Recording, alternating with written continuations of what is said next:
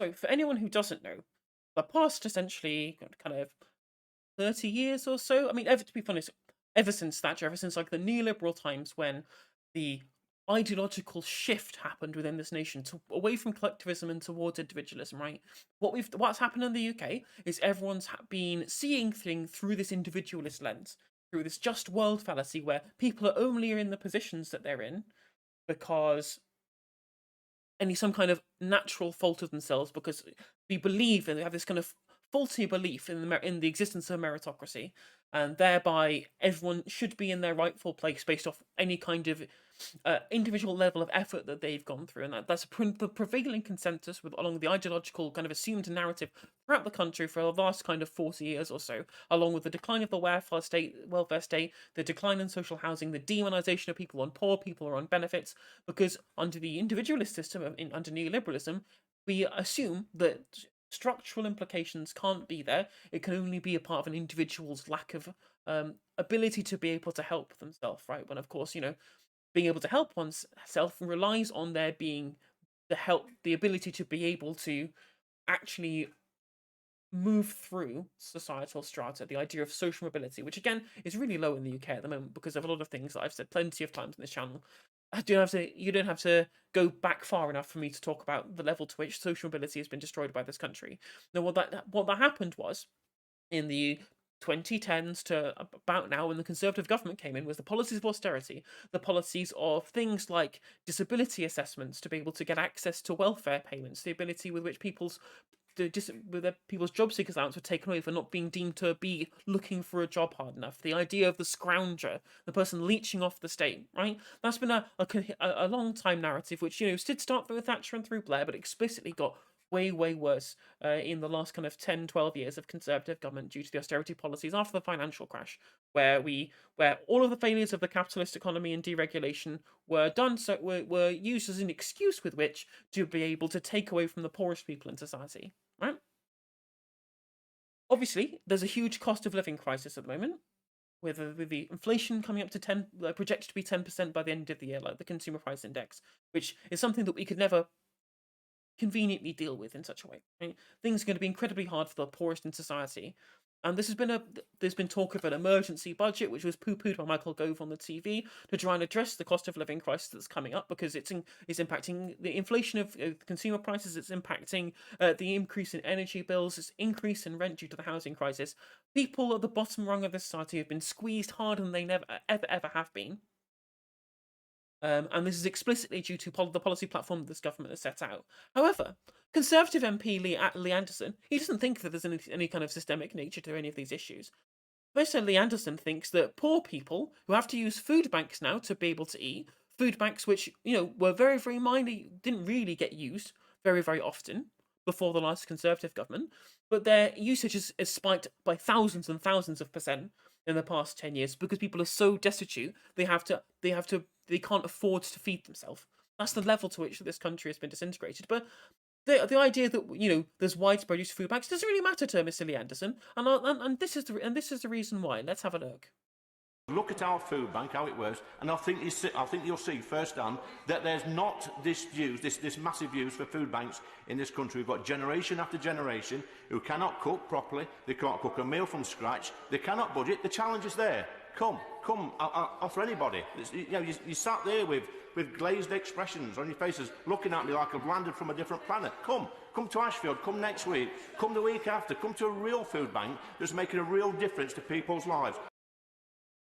So, first of all, this is incredibly contradictory. Him saying, well, actually, we don't need to have access to food banks. They don't actually need food banks because what they need to do is just learn to be able to cook. They need to learn to be able to budget. It's clearly just an individual issue of people failing, but also come to my constituency and see how good our food bank is. So clearly he's someone who doesn't have any kind of sense of cognitive dissonance or anything like that. Second of all, energy bills are so high people can't afford are asking not to be given potatoes by food banks because they use too much energy to cook. Right? How on earth does he think that this is justification? Is there any justification for just saying that this fucking just world fallacy is correct and that the only reason these people are in the position they're in is because they just can't cook? It's the level to which this guy doesn't have a fucking clue. This guy who's on 80k a year right? Not to mention, like any amount of disabled people who find it difficult to cook because of any kind of reasons for accessibility. But regardless, the energy bills are so high, some people can't even afford to be able to turn the fucking oven on. And this guy has the temerity to tell them on his 80k salary that they need to be able to budget better, right? Okay, brilliant, fantastic. Well, brilliant advice, 10 out of 10. Marie Antoinette coming down from her throne saying, let them learn to budget," is essentially what he's saying there. Now, he has been doing the fucking media rounds because, of course, that's all it's about. It's all it's about. Just say controversial shit in Parliament, and you get to go all the way around all of the different houses of all the different media outlets, going, "Oh, I'm being cancelled by the woke lefties because I told poor people they're basically scum," and this is partly due to the reaction of one Jack Monroe, who is somebody who grew up using food banks, who grew up in poverty, who grew up through new desperate times, and because of their need to be able to adapt to the situation, they wrote a book about how to cook with tin cans, how to cook for incredibly low budgets, right? Because that's what you have to do. If you're so poor that you can't afford to turn the fucking oven on, then you're the person in this country who knows most how to budget, right?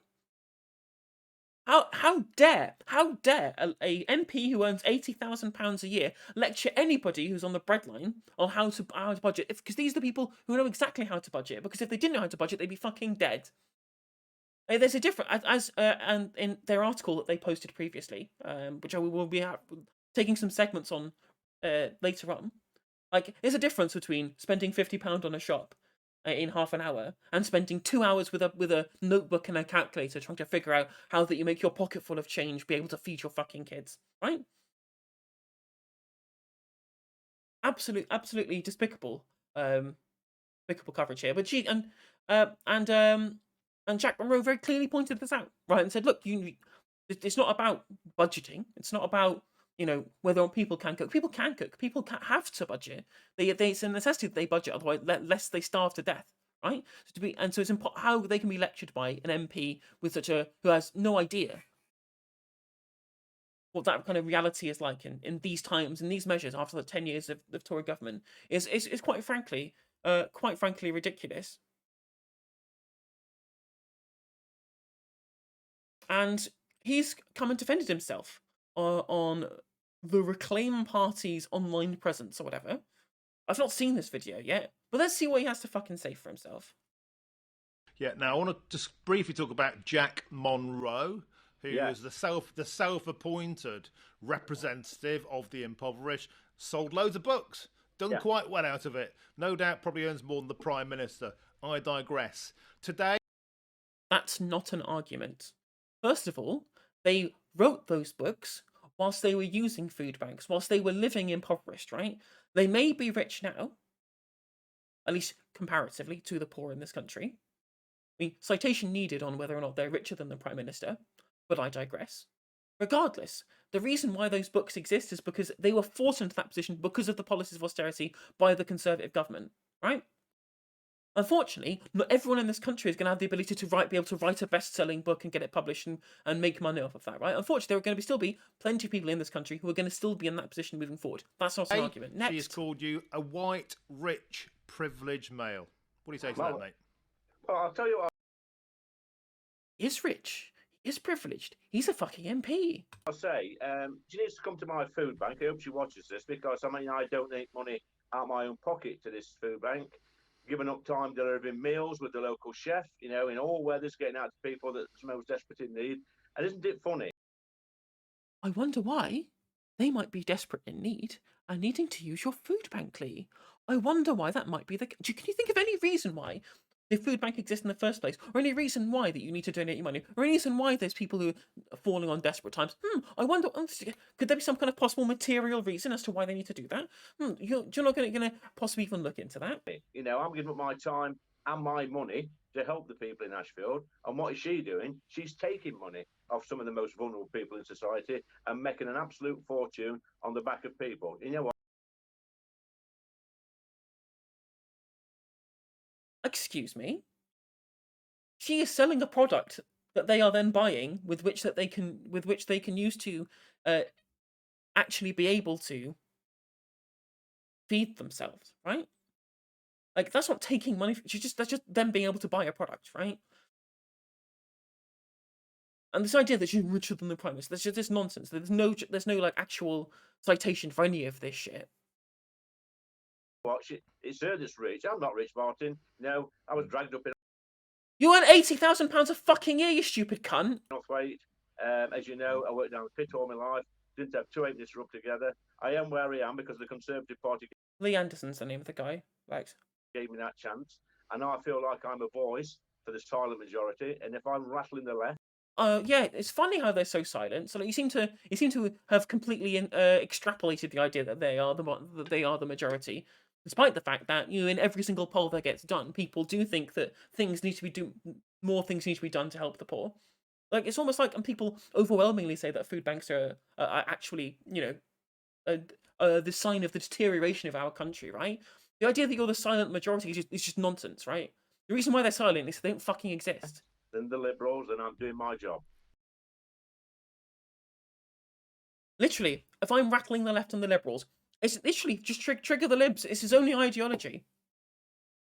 He doesn't understand the lives these people are like nowadays. He doesn't understand any of this shit. All he wants to do is posture, get TV interviews by being a controversial person, being this, oh, well, now the left are trying to cancel me for saying that poor people are dumb and thick and should starve. What a fucking piece of shit. He's literally 1,000 times richer than Jack. That's fucking hilarious. Brilliant. Amazing. Amazing. And also, I just think, quite rightly, I don't really care about the actual net worth between the two. That's kind of beside the point. The issue is regarding what the actual materiality for poor people is like in this country, and who is actually doing the things to help. And they're saying, people don't know how to cook, people don't know this, people don't know that. Who's the person with the fucking cookbook here, Lee? Who's the person who actually put the meal plans together to be able to help these people in the first place? Because that's what they need to, because of the failures of this government. The guy's claimed £200,000, as you rightly put, Maxine, of our money, our taxpayers' money, got spent £200,000 on his expenses. What a fucking sanctimonious prick. The fact that people vote for these shit cunts is a damning indictment of this country. I hope she does to him, and I hope he gets fucking he gets taken so much money away from him that he needs to buy Jack's Cooking on a Bootstrap book, so that he has to be able to learn how to properly manage the meager amount of money that is doled out to people who are on the breadline in this country. He has no fucking clue. Jack may be rich now, but they actually lived through the austerity cuts that were caused by this government, the government he claims to represent. And then we have fucking... I was going to watch this segment, but I can't be asked giving Julia Hartley a moment of my fucking airtime. And then fucking Isabel Oakeshott, Isabel Euphemia Oakeshott, that's her middle name. Her middle name is literally fucking Euphemia. She's that fucking posh, right?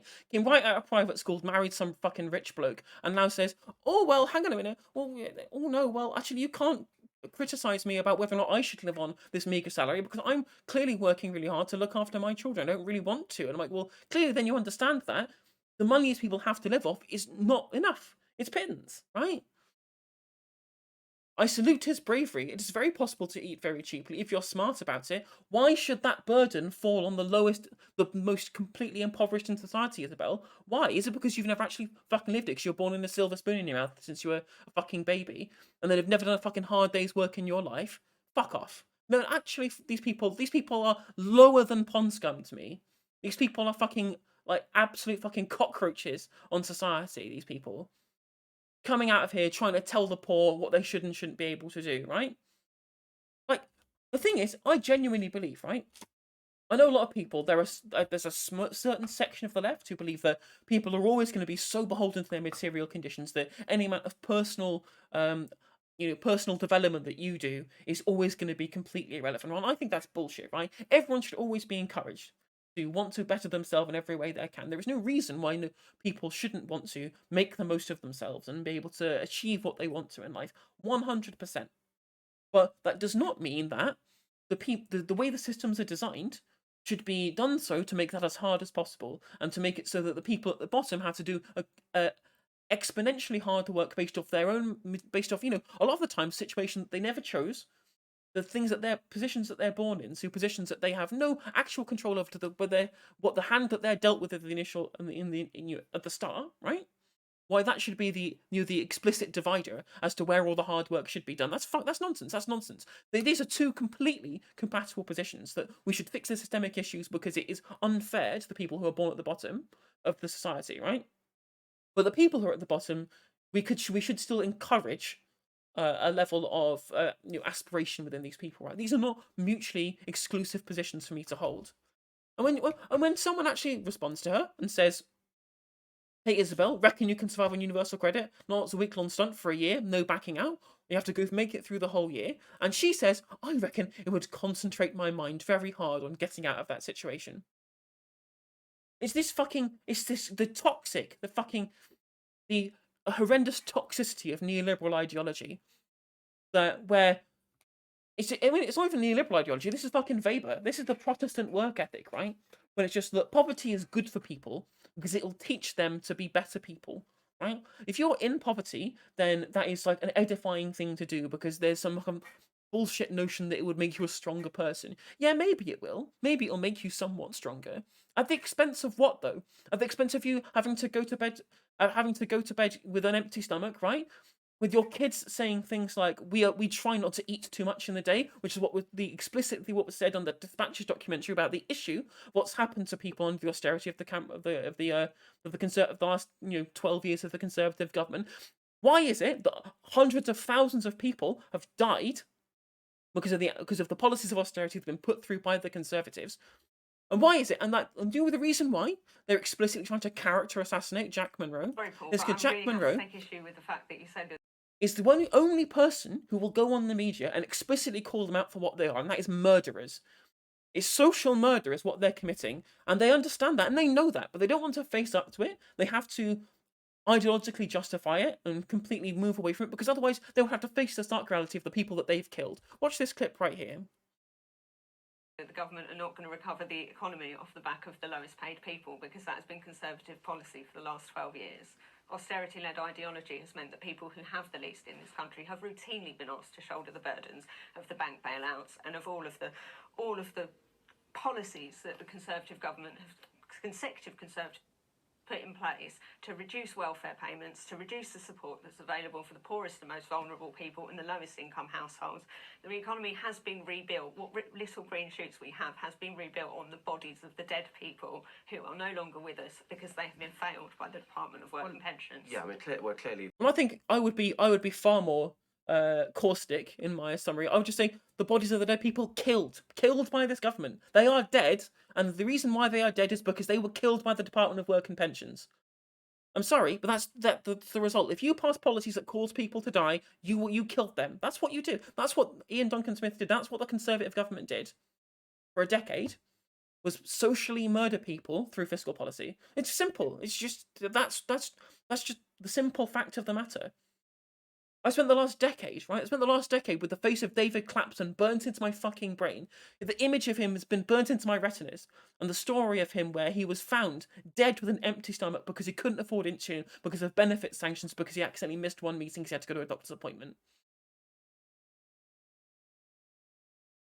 And he's dead, right? And the reason why he's dead is because the Conservative government killed him. If you vote for these people, you're voting for murderers. It's despicable. These people are less than human to me, these Conservatives, right? It's like, at the end of that clip, it's like, well, I disagree with these incontrovertible facts like this. They have to disagree. Because, if they did any tiny amount of introspection as to the impacts of the policies that they've proposed, they would have a fucking, meltdown. How could you live? How could you live with yourself if you actually understood the reality of the impact of the policies that you've done, the amount of people that they've killed? You couldn't live with yourself, could you? I wouldn't. I certainly wouldn't. I couldn't live with myself if I killed one person, let alone if I killed hundreds of thousands of people. And Jack points that out correctly in this tweet here as well. Tory MPs, columnists, journalists, and commentators absolutely lining up to discredit me, almost like they're frightened of actually engaging with the actual issues and would rather take down the person highlighting. Interesting how that happens. Keep trying, sunshines. 100%. They're absolutely 100% correct here. Is that they have to character assassinate Jack, because if they did anything else, they'd have to admit that they're murderers. It's very, very simple. And the toxicity of the ideology that they've pushed onto the public for the last however many years, right? It's the only thing that's to blame. Very, very simple. Just want to finish up here with a paragraph from article on Jack Monroe's website.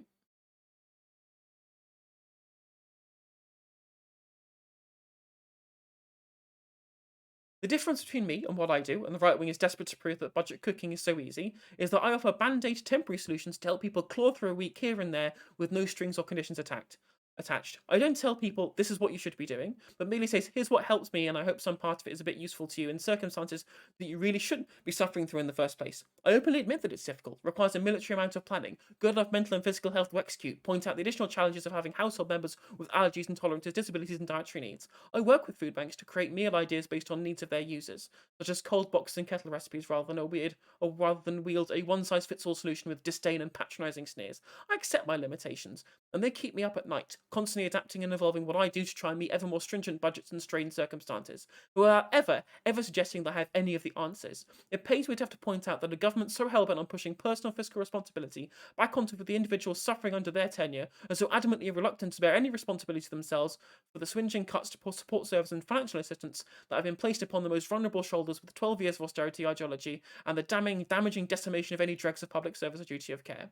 Because the painful reality is that when most of basic human needs cost more than the meagre payments that the recipients are forced to subsist on, cheap pasta and canned beans aren't going to make a jot of difference unless you're willing to stuff them up your jumper and make a run for it. Those that claim to be the party of clever economics and fiscal responsibility will do well to remember the simple truth. The square root of fuck all is always going to be absolutely fuck all, no matter how creatively you're told to dice it. And that's it. That's just the absolute long and short of it. You can. It doesn't matter how much you budget. It doesn't matter how good you are at cooking. It doesn't matter how fiscally responsible you are. If you have nothing after you've paid the bills that you have to pay to heat your house, to be able to pay your rent, these are the things which are increasing huge amounts in value. The amount in which you're being able to pay for things that you need to pay for, things that you will die without, namely shelter and warmth.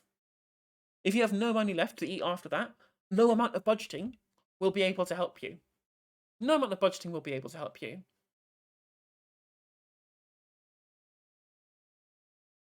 And here we have, to cap it all off, Conservative members cutting the red tape at their brand new food bank. They celebrate this shit. It's a societal sickness. That's what this is. This neoliberal ideology of hyper-individualism, this Randian objectivism. It's a societal sickness, and it needs to end. It needs to die.